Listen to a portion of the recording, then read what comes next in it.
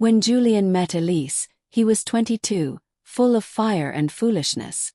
She was older, only by a handful of years, but she carried herself with the grace of someone who had lived lifetimes. Her laughter was low and knowing, her eyes always a little too wise. They met at a bookstore, both reaching for the same tattered copy of The Picture of Dorian Gray. She let him have it, but not before inviting him for coffee. They were inseparable after that. Mornings were for shared breakfasts and crossword puzzles, nights for wine and whispered dreams. Julian thought he'd found the one. Elise never promised forever, but she gave him everything else, until one rainy evening 3 years in she said, "This isn't working anymore."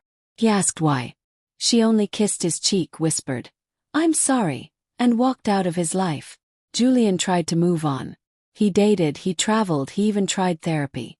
But no one ever quite fit.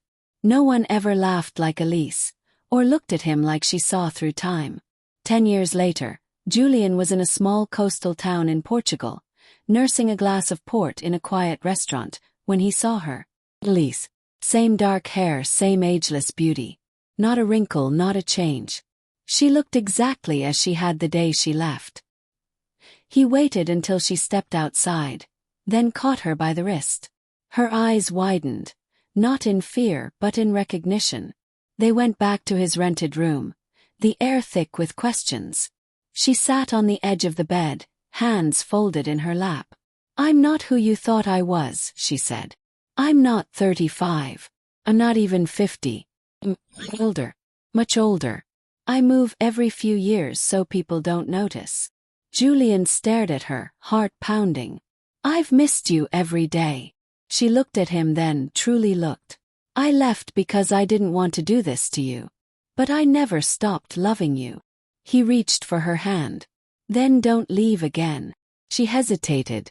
"If you stay with me, it means forever. But I'd have to do something. Something irreversible." Julian didn't flinch. "Yes." She leaned in, her lips brushing his neck. "Close your eyes." And then she bit him. Gently, tenderly, like a kiss with teeth. Outside, the moon rose over the Atlantic, silver and eternal. Inside, 2 shadows merged into one, bound by blood, by time, and by the promise of forever. Subscribe for more audio stories and please like and comment.